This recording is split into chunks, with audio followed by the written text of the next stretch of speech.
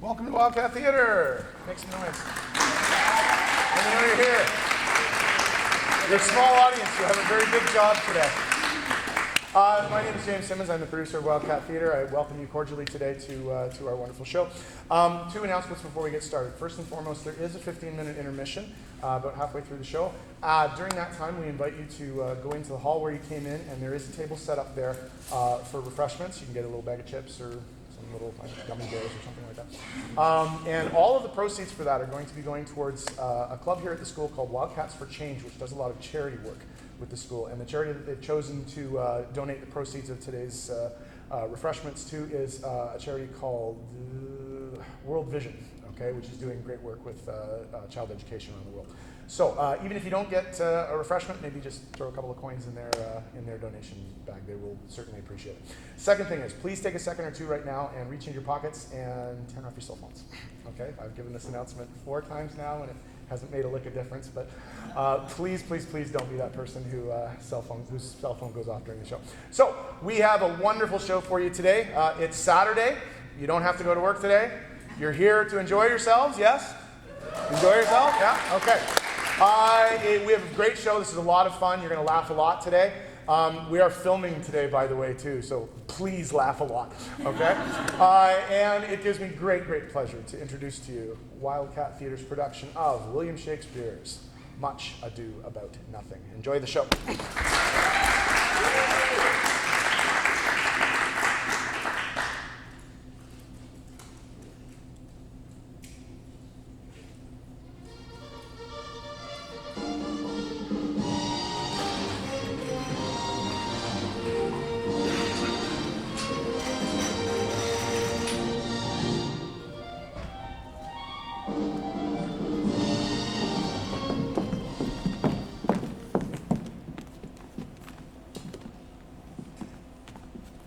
I learned in this telegram that Colonel Peters comes this night to Pearl Harbor. He's very close, not 3 miles off when I left him. How many men have you lost in this action? Few of any kind, and no officers. A victory is twice as sweet when the victor brings home full numbers. I find here that Colonel Peters has bestowed much honor in a young Florida lieutenant named Claudio. Much deserved on his part, and equally honored by Colonel Peters.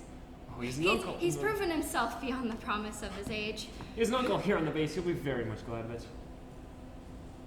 I've delivered him letters. He's very happy that Claudio has come back. Did he break out into tears? In great measure. A kind overflow of kindness. There are no faces truer than those that are so washed. How much better is it to weep at joy than to joy at weeping? I pray you, has Captain Mountebank returned from the wars or not? I know no one of that name, lady. What is he that you ask for, niece? My cousin means Captain Benedick of Portland. Oh, he's returned, and as pleasant as ever he was. I pray you, how many has he killed and eaten in these wars? No, just tell me how many he has killed, for indeed I promise to eat all of his killing. In faith, niece, you wrong Captain Benedick too much. But he'll be a match for you, I doubt it not. He's done good service, lady, in these wars. He's a good soldier, lady. He's a good soldier, lady. So he's not a man. He's a man's man, stuffed with all the honorable virtues. It is so indeed. He's no less than a stuffed man. He's certainly full of something. You must not mistake my niece. There's a kind of merry war between Captain Benedick and her. They never meet, but there's a skirmish of wit between them. Alas, he gets nothing by that. In our last conflict, 4 of his 5 wits went halting off, and now is the whole man governed with 1, so that he barely has wit enough to keep himself warm. But I pray you, who's his companion now? He has every month a new best friend. I see, lady. The gentleman is not in your good books. No. If he were, I would burn my library. But I pray you, who's his companion? He's much in the company of Lieutenant Claudio. Oh, Lord! He will hang upon him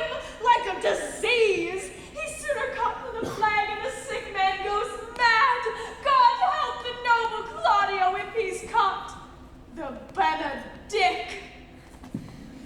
It'll cost him $1,000 before he's cured. Colonel Peters is here. Good, Mr. Leonardo. Here comes trouble. The fashion of the world is to avoid it, and you encounter it. Never came trouble to my personal likeness of you, sir. Is this your daughter? Her mother has many times told me so. Were you in doubt, sir, or that you asked her? Captain Benedick? No, of course not. Be happy, lady, for you have an honorable father. Well, Mr. Leonardo must be your father. As like him as she is. I wonder why you're still talking, Captain Benedick. Nobody's listening to you. What? My dear Lady Disdain, are you still alive? Is it possible Disdain should die while she has such good food to feed it as Captain Benedick? Courtesy itself must convert to disdain if you come in her presence. Then courtesy is a traitor. For it is certain that I am loved of all ladies, only you excepted. And would I could find it in my heart that I had not a hard heart. Oh, for truly, I love none. A dear happiness to women. They would have otherwise been troubled with a pernicious suitor. I thank God in my cold blood I have the same attitude as you do. I'd rather hear my dog bark at a crow than a man swear he loves me.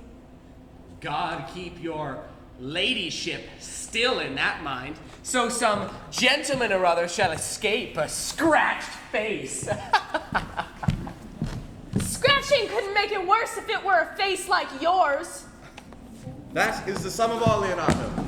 Lieutenant Claudio, Captain Benedick, my dear friend Leonardo has invited you all. I told him we shall stay here at least a month, and he hardly prays some occasion may detain us longer.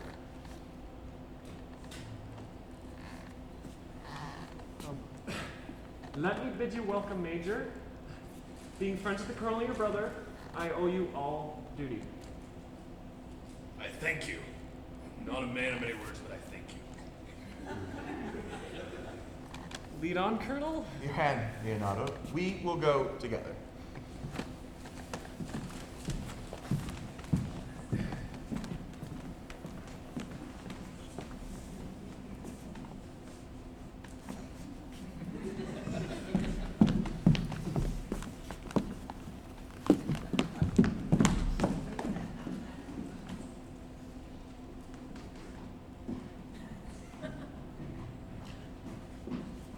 Benedick, did you note the daughter of Mr. Leonardo? I didn't note her, but I saw her. Is she not a modest young lady? Do you question me, as an honest man should do, for my simple, true judgment? Or would you have me speak like myself, a professed enemy to their sex? Hey, I pray you speak in sober judgment. Well, I think she's too low for a high praise, too dark for a fair praise, and too little for a great praise. Only this combination I can afford with it. Were she other than she is, she were unhandsome. But, being no other but as she is, I don't like her. I think I am in sport. I pray you tell me truly how you like her. Would you buy her that you inquire after her? Can the world buy such a jewel? Yes, and a case to put it into. In my eye, she's the sweetest young lady that ever I looked on. I can see yet, without glasses, and I see no such matter. Her cousin, Beatrice, if she were not possessed with such fury, exceeds her much in beauty as the 1st of May does the last of December. But you have no intent to turn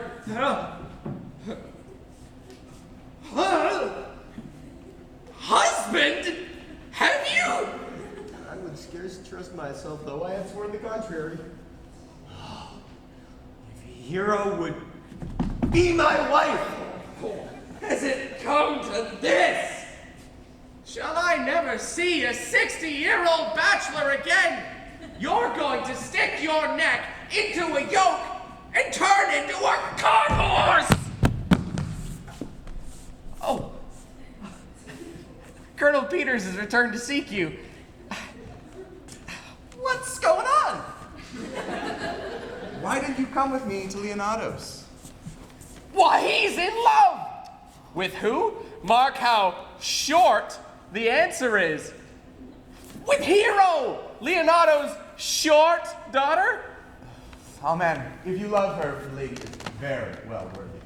You toying with me, Colonel? No, in truth, I speak my thoughts. And in faith, Colonel, I spoke mine. And by my two faiths and truths, Colonel, I spoke mine. That I love her, I feel. That she is worthy, I know. That I neither feel how she should be worthy nor know how she should be loved is the opinion that fire cannot melt out of me. What is it with you and women, Benedick? Look, that a woman conceived me, I thank her. That she brought me up, I likewise give her most humble thanks. But I don't trust any of them. The long and short of it is, I will live a bachelor. I shall see you before I die. Look pale with love. With anger, with sickness, with hunger, Colonel, not with love. If I ever start groaning and sighing with love, hang me. If you ever break this promise, we're going to let you hear about it. If I do, hang me in a bottle like a cat and shoot at me. And have he that hits me clapped on the shoulder and called a real man. There's an old saying, in time the savage bull doth bear the yoke.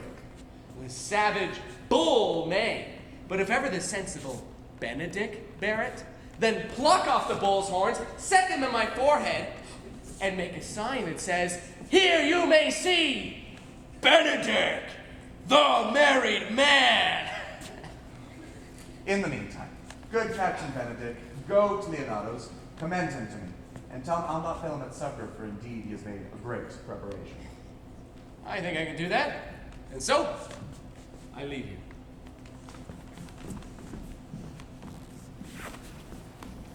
Colonel, can you do me a favor? Do you like Hero, Claudia? Oh, my lord! When we went out on this last mission, I looked upon her with a soldier's eye. That liked, but had a rougher task at hand. But now I am returned. And now I feel such burning, soft, and delicate desires, all prompting me how fair young Hero is. If you do love fair Hero, cherish it.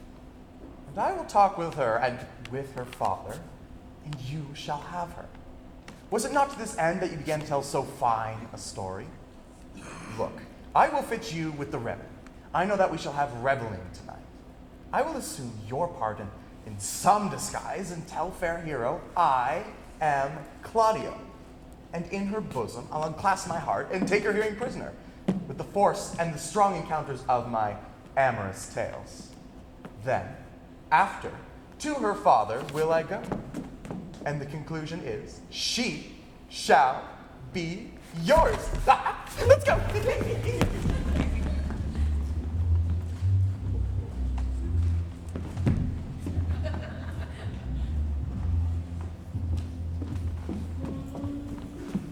How now, sister?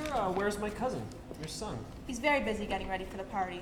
But brother, I can tell you strange news. What is it? The Colonel and Lieutenant Claudio, walking in an alley in my orchard, were overheard by a servant of mine. The Colonel said to Claudio that he loved my niece, your daughter, and meant to acknowledge it this night at the dance.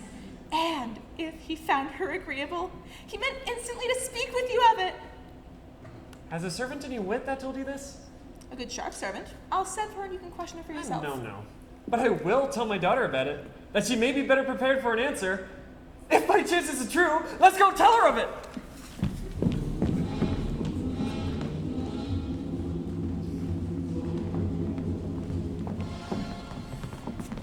Why are you sad, Major? You should hear reason. I cannot hide what I am. I must be sad when I have cause and smile at no man's jokes. Yes, but you should hide this dark mood. You have late spoken out against your brother, and yet he has still taken you newly into his grace. I had rather be a canker in a hedge than a rose in his grace, and it better fits my blood to be hated by all. It must not be denied that I am a plain-dealing villain. If I had my mouth, I would bite. Ah! Now let me be what I am and don't seek to alter me. Yeah, and you make no use of your discontent? I make all use of it, for I use it only. But, Major... Who comes here? What news, Baracchio? I come yonder from a great supper. The Colonel, your brother, is royally entertained by Leonato, and I can give you intelligence of an intended marriage. Will it serve for any model to build Mr. Fall? What fool beshows himself to require this? It is your brother's right hand. Who? The most exquisite Claudio? Even he? A proper squire. And who? Which way does he look? On Hero, the daughter and heir of Leonato. How did you find this out? As I was nearby, the Colonel and Claudio showed up, hand in hand in sad conference. I whisked behind a palm tree, and there heard it agreed upon that the Colonel should woo Claudio, Hero, for himself, and, having obtained her, give her to Lieutenant Claudio. This is good. This may prove food to my displeasure. That young startup has all the glory of my disgrace. If I can hurt him in any way, I bless myself in every way. You're both sure and will assist me? To the death, Major. Let us go to the grape supper. Shall we see what's to be done? We wait upon you, Major.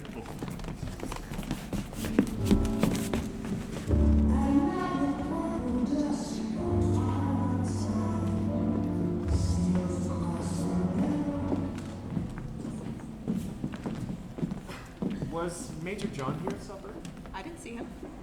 How tartly that gentleman looks. I never can see him, but I'm heartburned an hour after. He's of a very melancholy disposition. It would be an excellent man that were made just in the midway between him and Benedick. One is too like an image, yet says nothing, and the other won't shut up.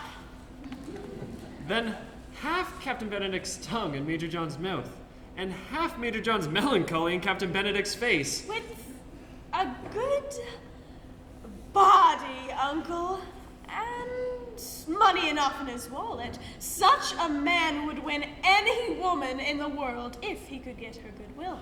I swear, niece, you'll never get a husband if you're so shrewish with your tongue. In faith, she's too rude. So by being too rude, God will punish you.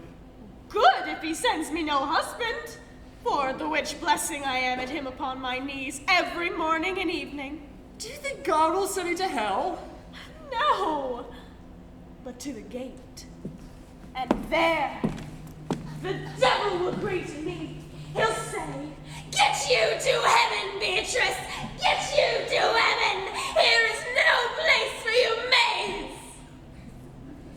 So away to St.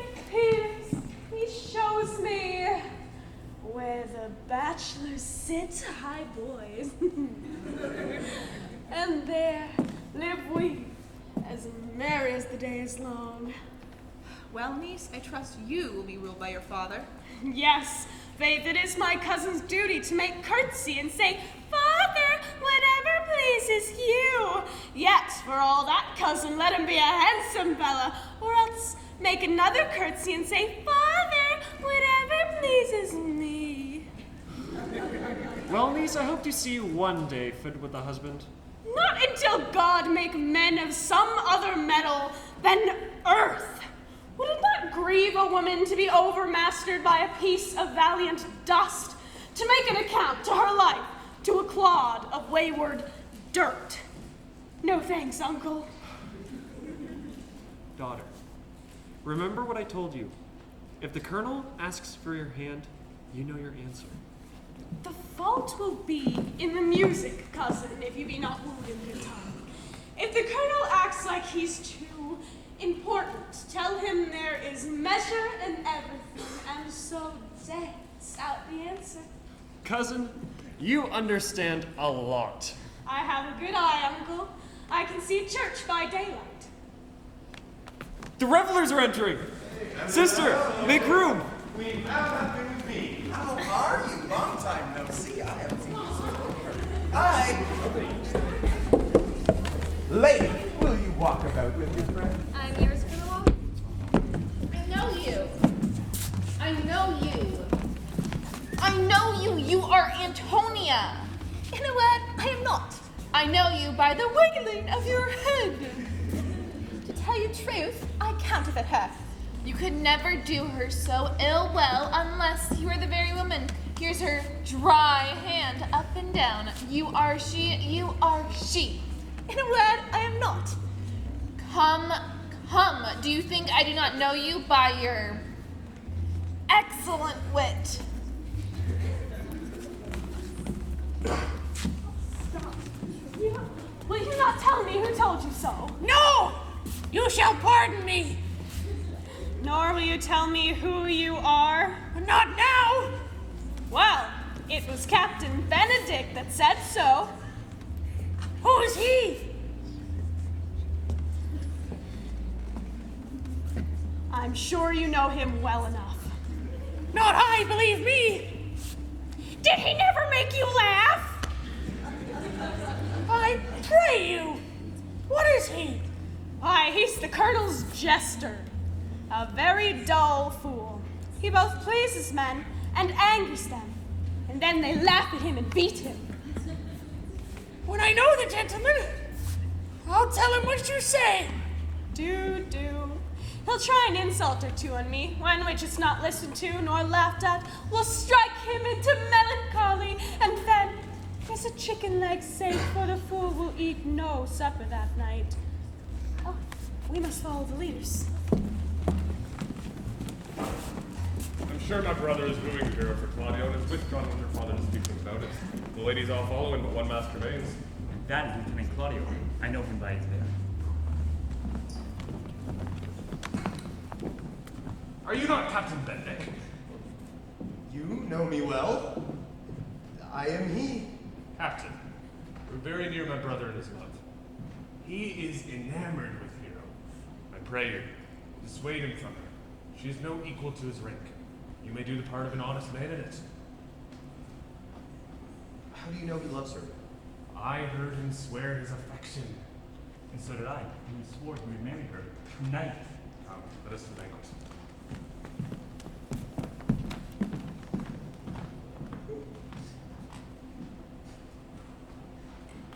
Thus answer I in the name of Benedick. But hear these ill news with the ears of Claudio. 'Tis certain so. Colonel moves for himself. Friendship is constant in all other things, save in the office and affairs of love. Therefore, all hearts in love use their own tongue.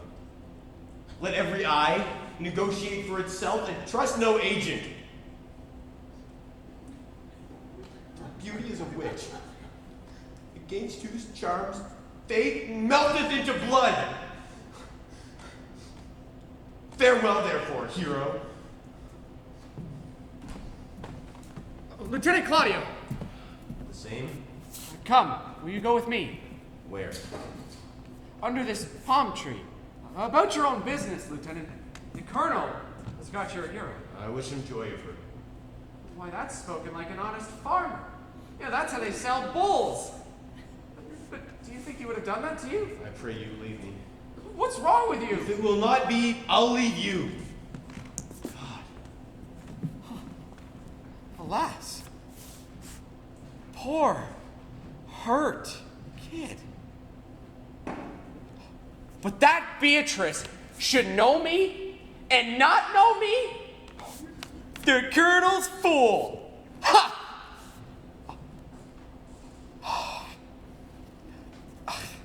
I'm not so reputed.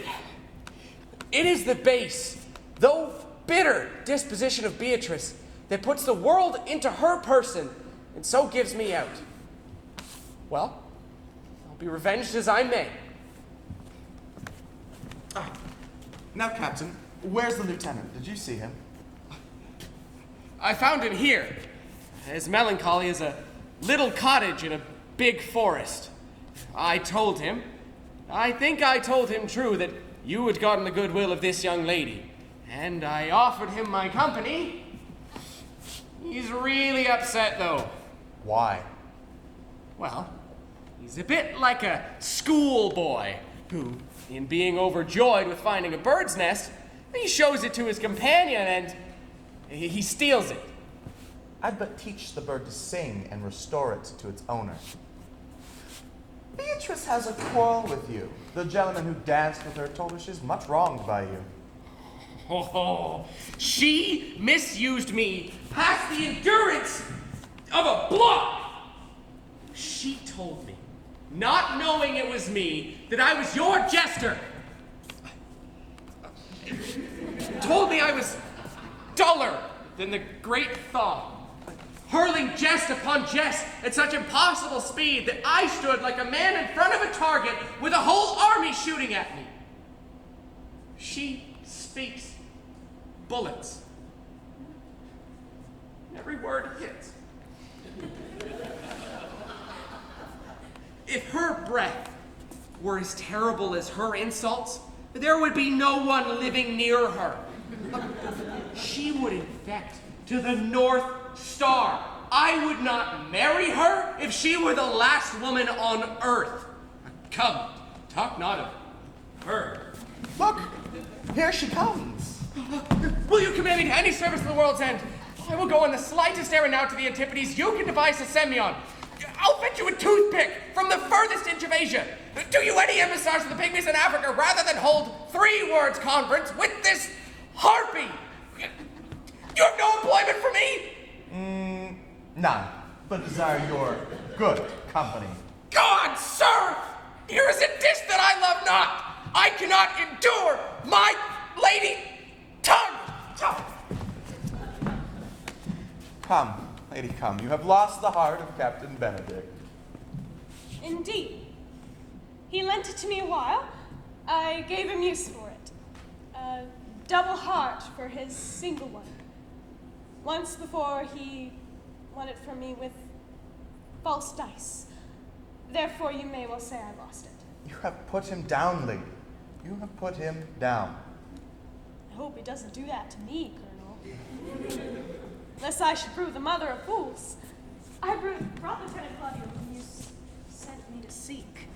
How now, Lieutenant? Why are you so sad? Not sad, Colonel. How then? Sick? Neither, Colonel.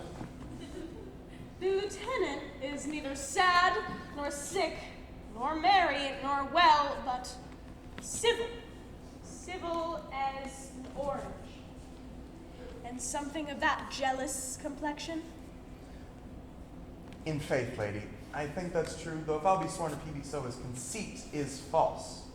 Here, Claudio, I have wooed in your name, and fair hero is won. I have talked with her father, and his goodwill is obtained. Name the day of marriage, and God give you joy. Let me bid you welcome, Major. Being friend,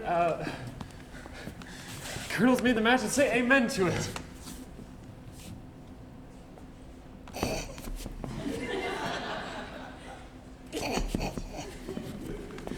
Speak, Lieutenant!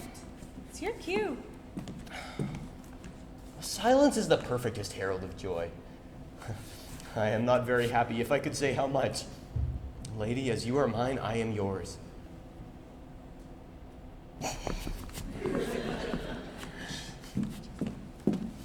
Speak, cousin! Or, if you cannot, stop his mouth with a kiss and don't let him speak either.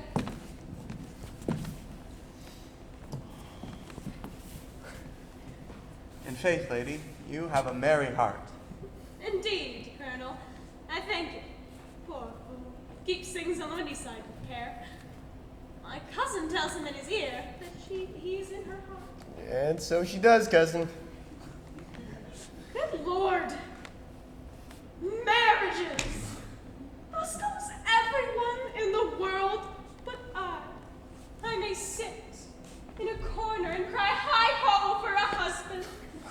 Beatrice, I will get you one. I would rather have one of your father's things.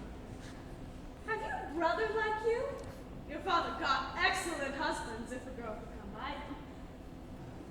Will you have me, lady? No. Unless I have another for working days, you are too costly to wear every day. But I beg you, Colonel, pardon me. I was born to speak all mirth and no matter. Out of question, you were born in a merry hour. Oh, sure, Colonel. My mother cried. But then there was a stop. Danced, and after that, I was born. Cousins, God give you joy. Niece, will you look to those things I told you of? I cry you mercy, uncle. With your pardon, Colonel. By my troth, a pleasant spirited lady. There's little of the melancholy element in her, Colonel. She is never sad but when she sleeps, and never sad then. For I've heard my daughter say, she hath often dreamed of unhappiness and waked herself with laughing. She cannot endure to hear telltale of a husband. Oh, by no means. She mocks our wooers out of suit. She mocks all her... Who else? But no, it couldn't work. I bet she'd make an excellent wife for Benedick! Oh, Lord, Colonel, they're but a week married. They talk themselves crazy. Lieutenant Claudio, when do you mean to go to church? Tomorrow, Colonel. Not till Monday, my dear son, which is just a week away, and a time too brief, too, to have all things answer my mind. I warrant you, Claudio, the time will not go dully by us. I, in the interim, will undertake one of Hercules' labors.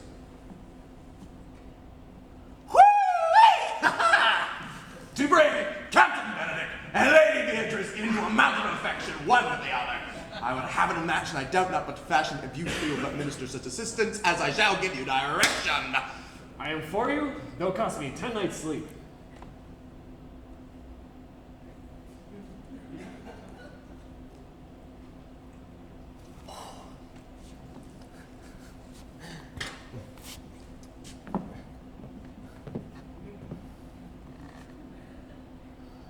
And I, Colonel.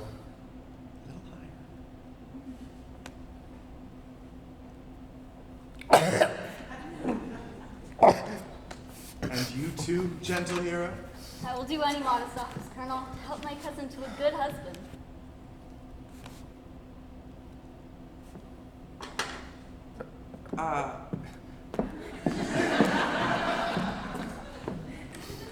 Whew, okay.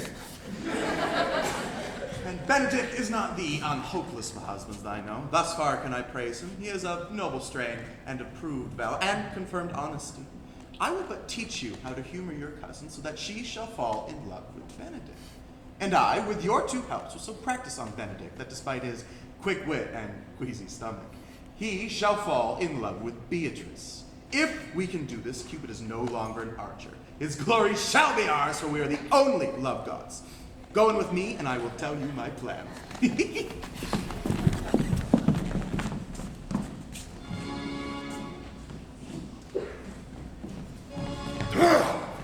It is so. Lieutenant Claudio shall marry the daughter of Leonardo. Yes, Major, but I can cross it. Any bar, any cross, any impediment will be menacable to me.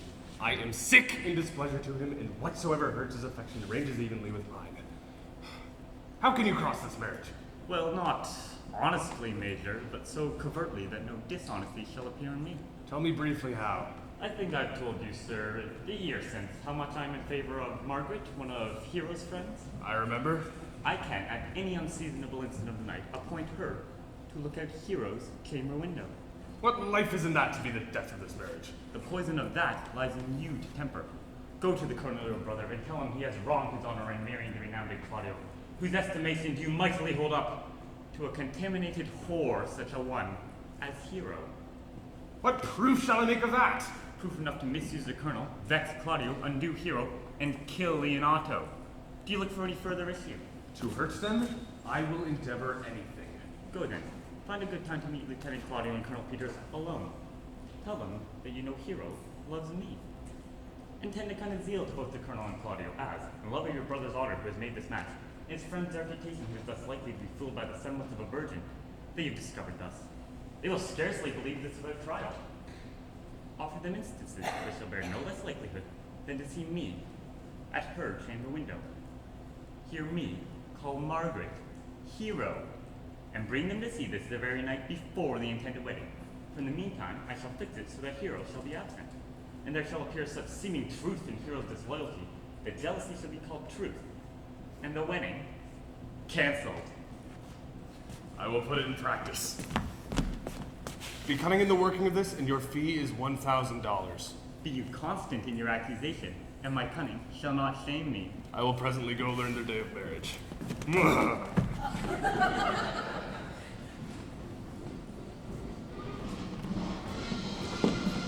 Hey! Captain? In my chamber window lies a book. Bring it here to me in the orchard. I'm already here, sir. I know that, but I would have you there and here again.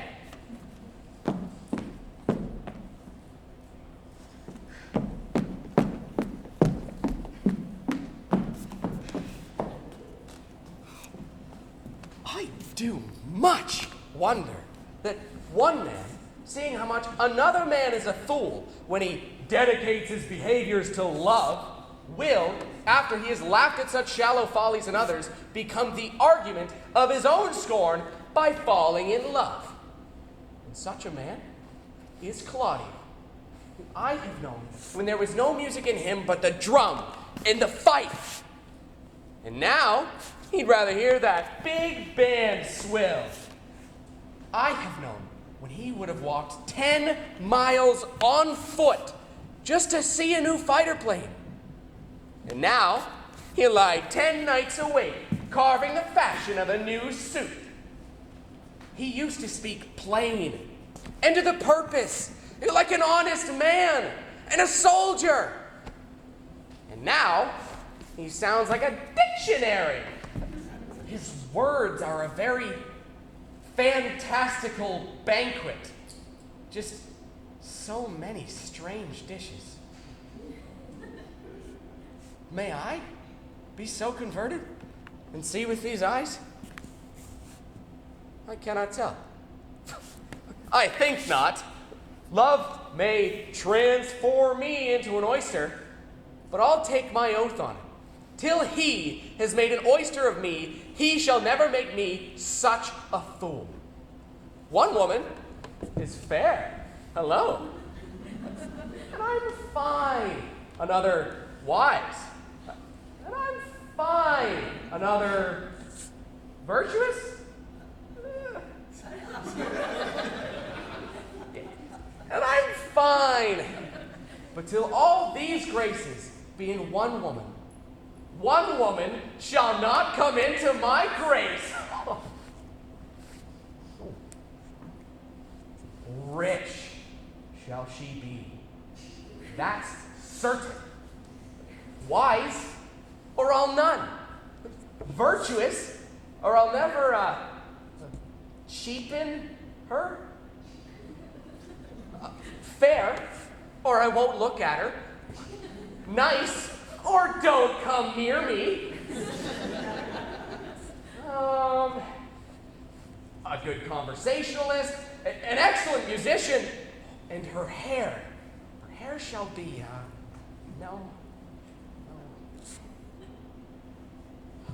of what color, please God? Ha! Oh, the Colonel and Monsieur love. I will hide. My good Colonel, how still the evening is. Do you see where Benedick has hid himself? Oh, very well, Colonel. Come here, Leonato. What was it you told me of today? That your niece, Beatrice, was in love with Captain Benedick? What? Caw! Yes, he's in the trap. Keep going. Why, I never thought that lady would have loved any man No, me neither. But it's wonderful that she should so dote on Captain Benedick, whom she has in all outer behaviors seemed always to hate. Is it possible? Does the wind sit in that corner? Go away! Go away! Go away! I swear, Colonel, I cannot tell what to think of it, but that she loves him so bad. She's got it bad. Maybe she is faking. Maybe. Oh, God, faking. There's never fake passion that came so near real passion as she has it. Why? What effects of passion does she show? Bait the hook well, this fish will bite. What effects, Colonel? Mm-hmm. She will sit. Will you heard my daughter tell you how? It's true indeed. How? That's crazy. You amaze me. I would have thought that her spirit was invincible against all assaults of affection. I would have sworn it was, Colonel, especially against Benedick. I would think this is a trick. But that, the older fellow speaks it. Knavery cannot, I'm sure, hide itself in such age and reverence. He has taken the bait. Keep going. Has she made her affection known to Benedick? Nope, and claims she never will. That's her torment. It's true indeed. Your daughter says Beatrice asks her, "Shall I, that have so often countered him with scorn, write to him that I love him?" And she is beginning to write to him, for she'll be up 20 times a night. And there she sits in her nightie till she has written a whole sheet of paper. My daughter tells us all. You talk of a sheet of paper? I remember a funny joke your daughter told us. Oh, when she had wrote it and was reading it over, she found Benedick and Beatrice between the sheets. That. Oh, she tore the letter to 1,000 pieces, railed at herself that she should be so immodest to love someone that she knew would mock her. I measure him, she says, by my own spirit, for I should mock him. If he wrote to me, yes, though love him I would. Then, down on her knees she falls, weeps, sobs, beats at her heart, tears at her hair, prays, curses. Oh, sweet Benedick, God give me patience. She does indeed. My daughter says so, and the emotion has so much overcome her that my daughter is sometimes afraid that she'll do a desperate outrage to herself. Somebody should tell Benedick if she's not going to say anything. To what end? Well, he'd make a sport of it and torment the poor lady. If he did, I'd hang him. She's an excellent, sweet lady, and out of all suspicion, she is virtuous. And she is exceedingly wise in everything but loving Benedick. I am sorry for her, as I have just caused, being her uncle and her guardian. I wish she had bestowed this love onto me. I would have married her myself. But I pray you, tell Benedick of it and hear what he will say. Do you think that's a good idea? Hero thinks surely she will die. For she says she will die if he loves her not. And she will die before she can make her love known. And she will die if he woos her. She's smart. If she should reveal her love, it's very possible he'll mock her. For the man, as you all know, has a contemptible spirit. He is a very proper man. He does have a good outward happiness. Before God, and in my mind, very wise. He does show some sparks that are like wit. Hey! Don't tell him, Colonel. The lady will be much abused if you do. Well, we'll hear further about it from your daughter. Let it cool the while. I love Benedick well, but I wish he'd modestly examine himself to see how he's unworthy of so good a lady. Colonel, Willy Walk dinner is ready. Oh, if he does not dote on her upon this, I will never trust my expectation. Let there be the same net spread for her. That your daughter and her friends must handle. The sport will be when they find out about each other's love. That's the secret I will see.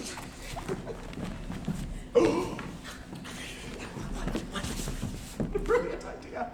Let us send her to call him into dinner. Yes.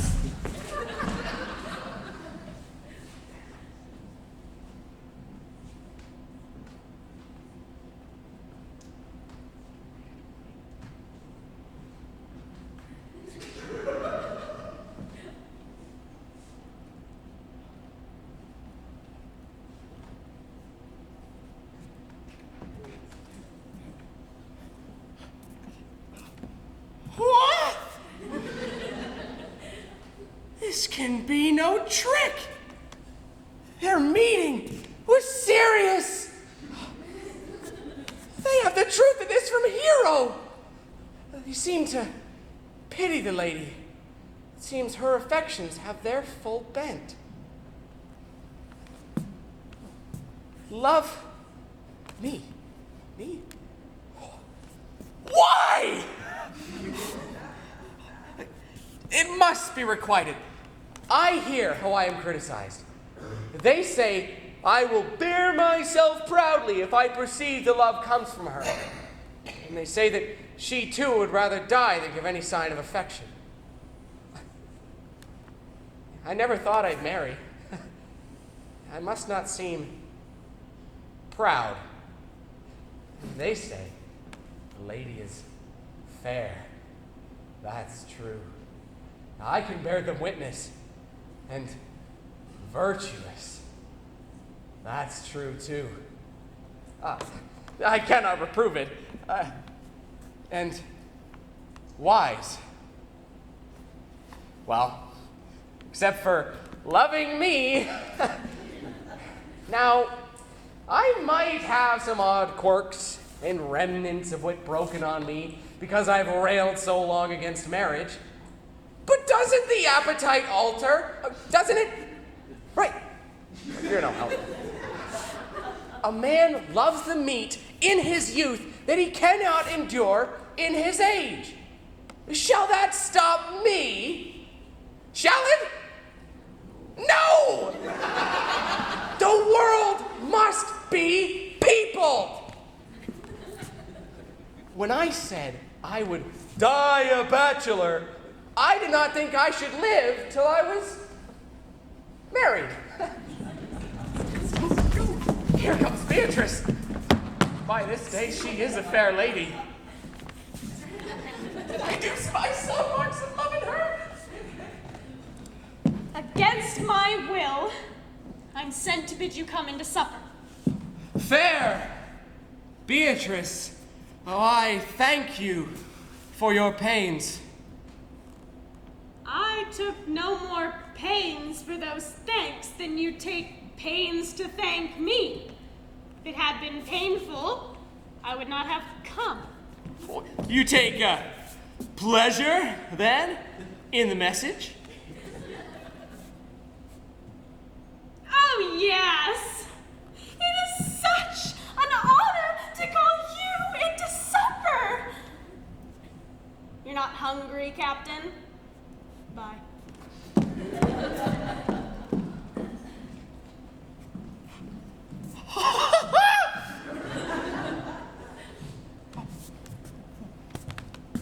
Against my will, I am sent to bid you come into dinner.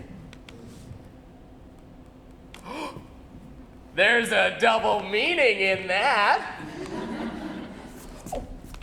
I took no more pains for those thanks than you took pains to thank me. Well, that's the same as saying any pains I take for you are as easy as thanks. If I do not pity her, I am a villain. And if I do not love her, I am a rat. I'll go get her picture.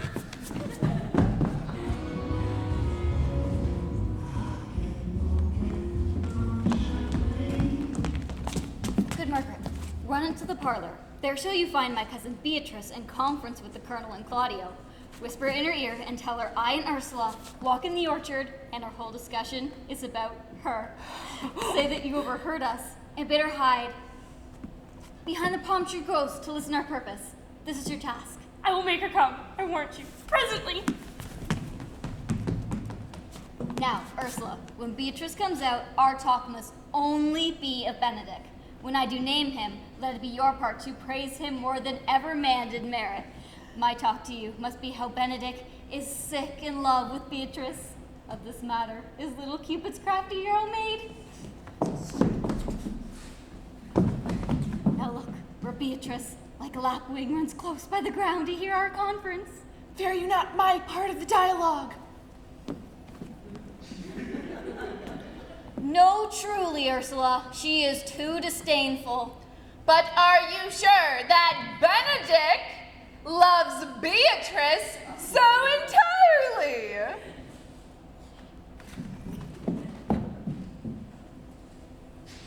So says the Colonel and my fiancé. And did they bid you tell her of it, hero?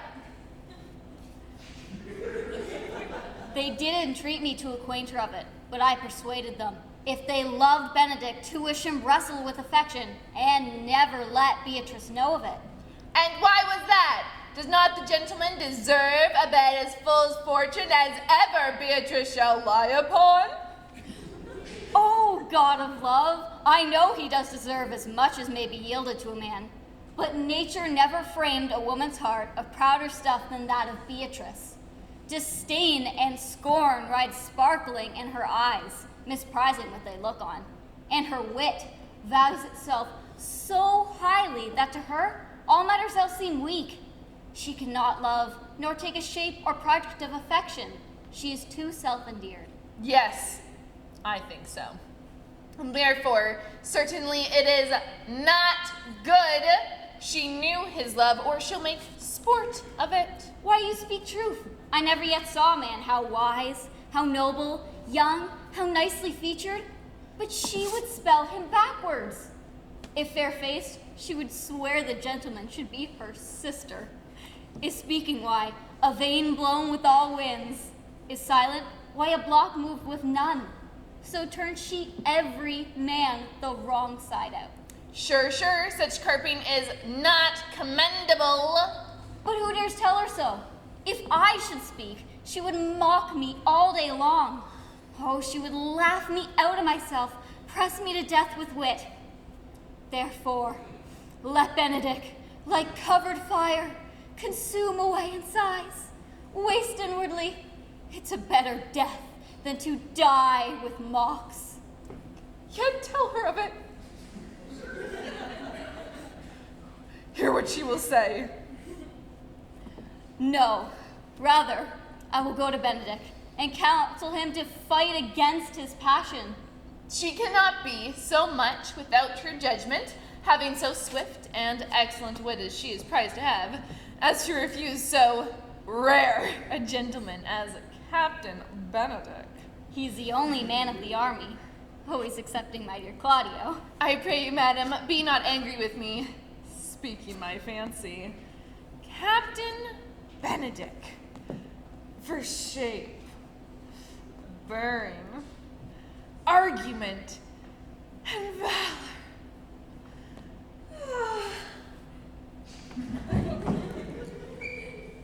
Goes foremost in report through Hawaii. Indeed, he has an excellent good name. His excellence did earn it ere he had it. When are you married, hero? Why, tomorrow. Come, go in. I'll show you some clothing and ask your advice which is best to furnish me tomorrow.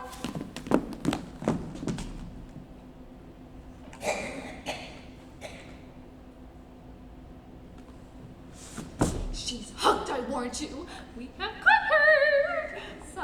Cupid kills with arrows, some with traps.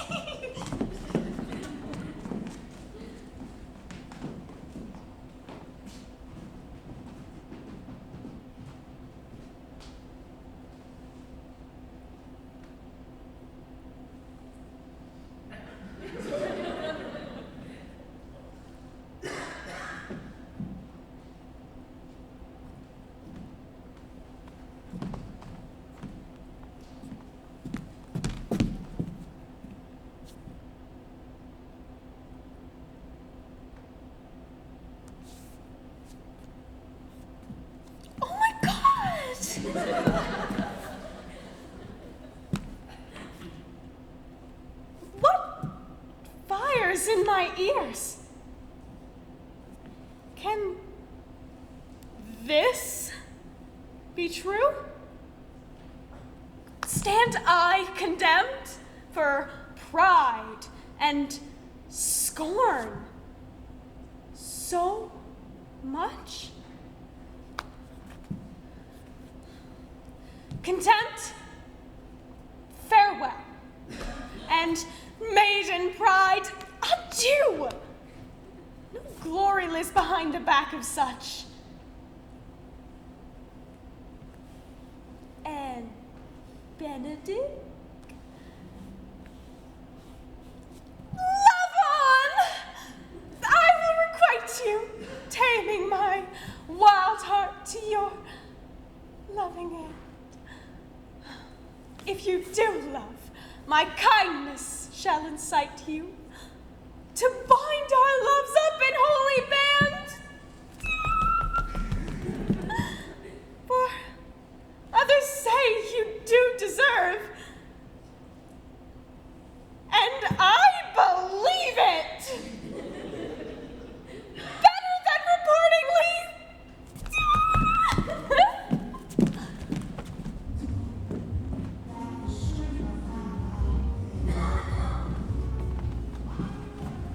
I'll stay till your marriage is finalized and go to Midway. I'll go with you, Colonel, if you'll let me. No. That'd be great to soil a new gloss of your marriage is to show a girl a new dress and forbid her to wear it. I'll only be bold with Benedick.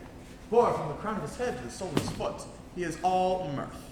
He has 2 or 3 times cut Cupid's bowstring, and the little hangman dare not shoot at him. For he has a heart as sound as the bell. The tongue thinks his clap, where his heart thinks his tongue speaks. Gentlemen! I am not as I have been.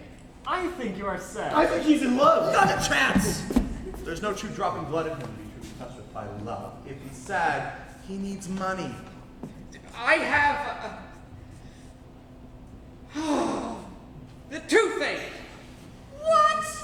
Sigh for the toothache. Yet I say he's in love. If he's not in love with some woman, there's no believing old signs. He brushes his hat in the morning. What does that tell you?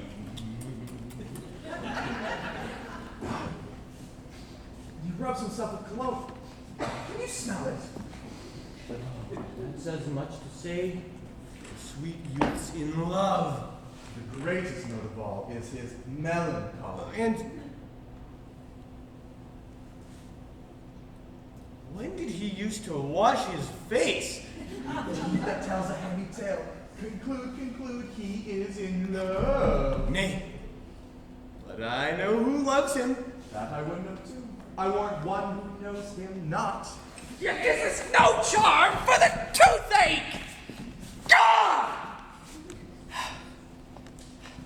Hold, sir. Walk aside with me. I have studied 8 or 9 wise words to speak to you, which these hobby horses must not hear.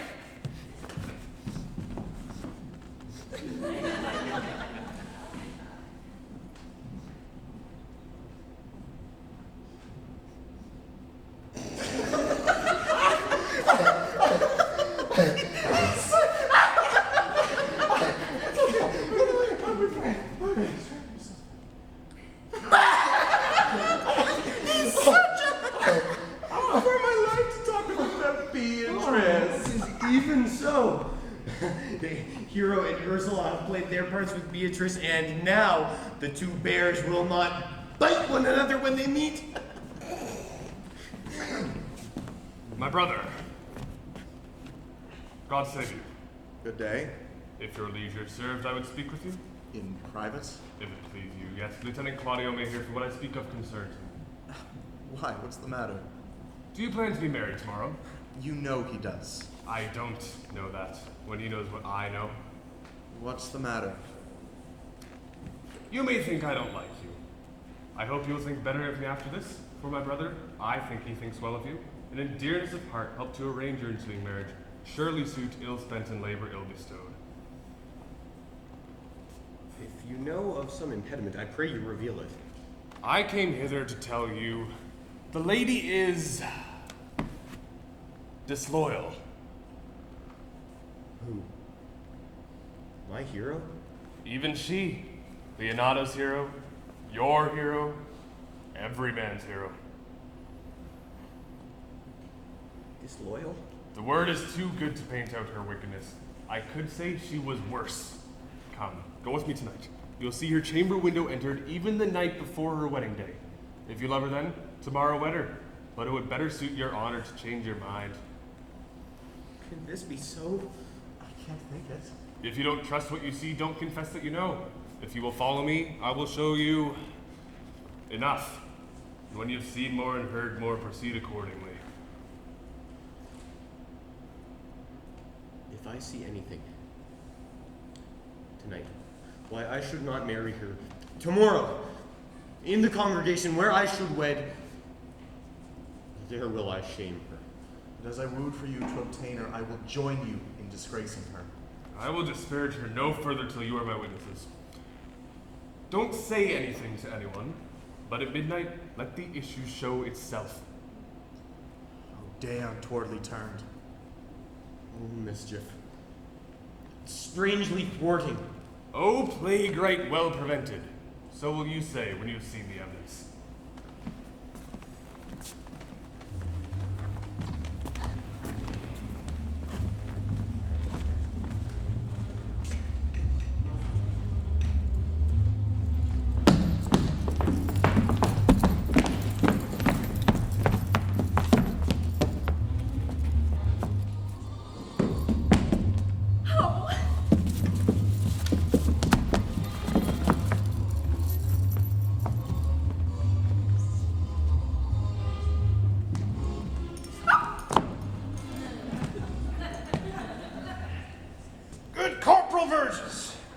Assemble the men. Y'all good men. Women and true. Well, give them their orders, Sergeant Dogberry. First, who do you think is the most desertless one to be constable? Sue Oak takes her, or Georgia Seacole, for they can write and read. Well, come here, Private Seacole. God has blessed you with a good name. To be a well-favored woman is the gift of fortune, but to write and read comes by nature. Both which, Sergeant? You have? I knew it'd be your answer. Well, for your favor, miss, why give God thanks and make no boast of it? See, you're thought here to be the most senseless and fit woman for the leader of the watch. Therefore, you get the flashlight. Oh. This is your charge. You shall comprehend all vagrom men, and you are to bid any man halt in the colonel's name.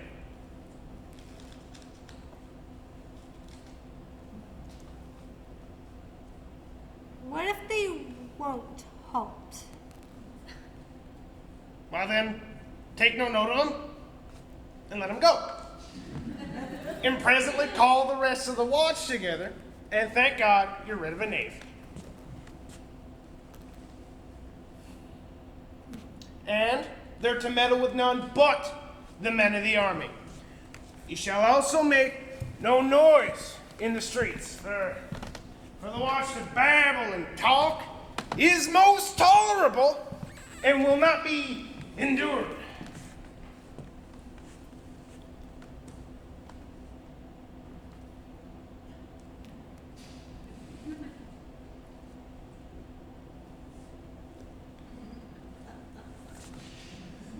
Can we sleep then? Why you speak like a most ancient and quiet watchman? For I cannot see how sleeping should offend. Only have a care that no one steals a flashlight. Now, you're to call to all of the bars and bid those that are drunk get them to bed.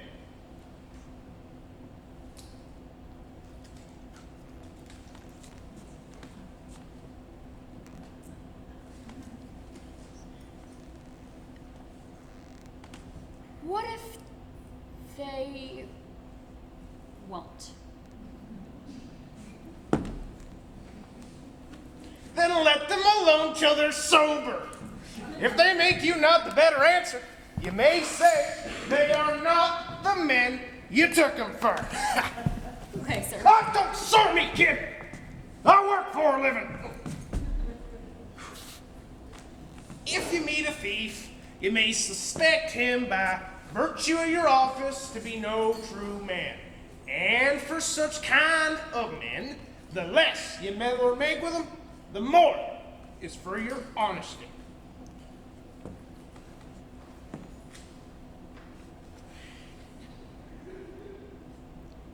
If we know him to be a thief, shall we not lay hands on him? Yeah, truly, by your office you may, but I think they that touch garbage will be defiled. The most peaceable way, if you do meet a thief, is to let him show himself who he is and let him steal out of your company. Oh, you've always been called a merciful man, partner. Oh, well, thanks, Corporal. Oh, and if you hear a child cry in the night, you must call to a nurse and bid her still it.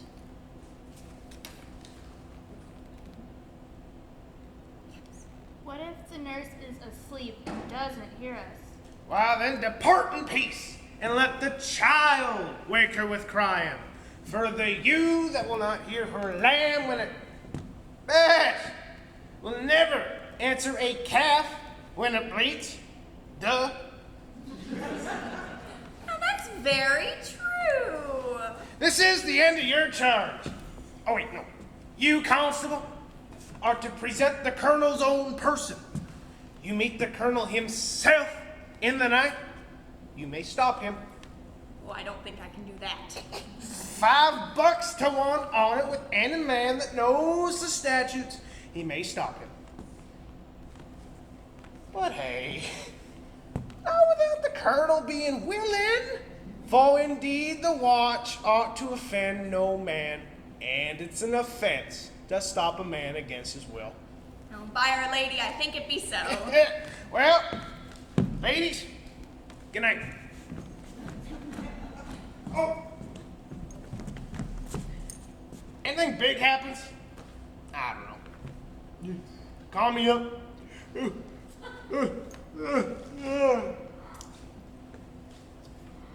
Good night. Come, Corporal!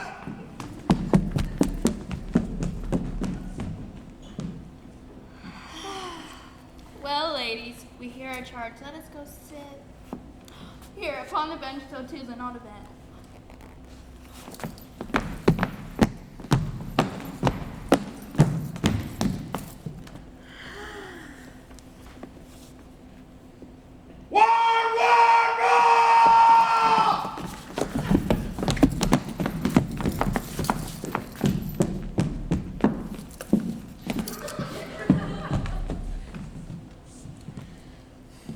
Honest neighbors, I pray you, watch about Mr. Leonato's door, for the wedding being there tomorrow, there's a great fuss tonight. Adieu.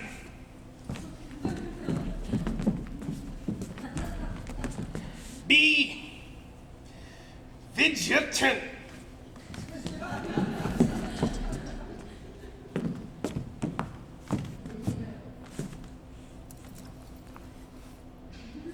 Opposite you. Now go. Okay.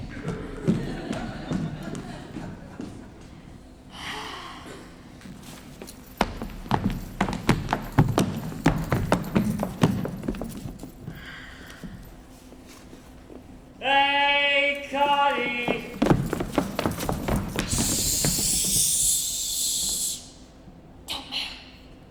Connie, I say.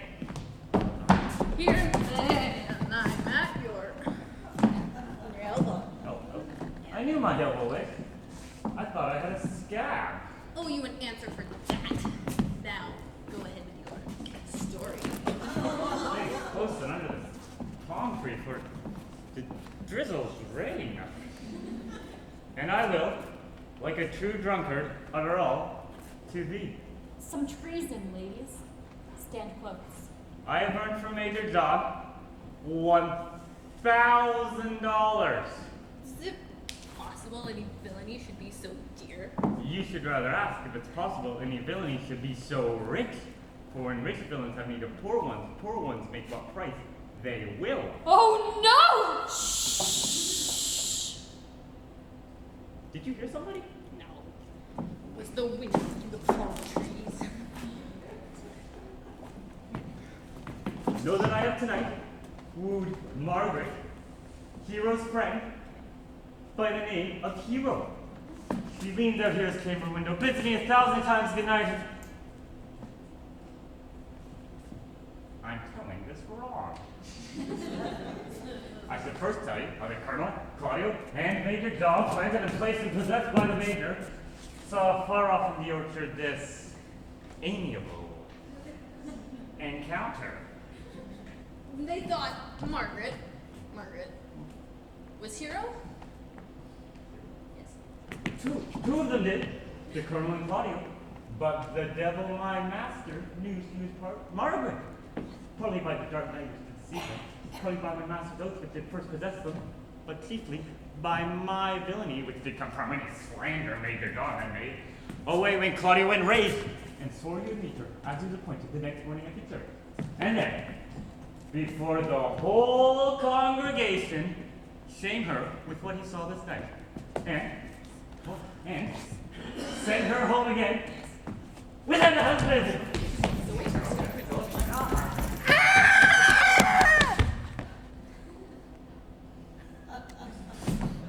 We charge you in the Colonel's name! Halt!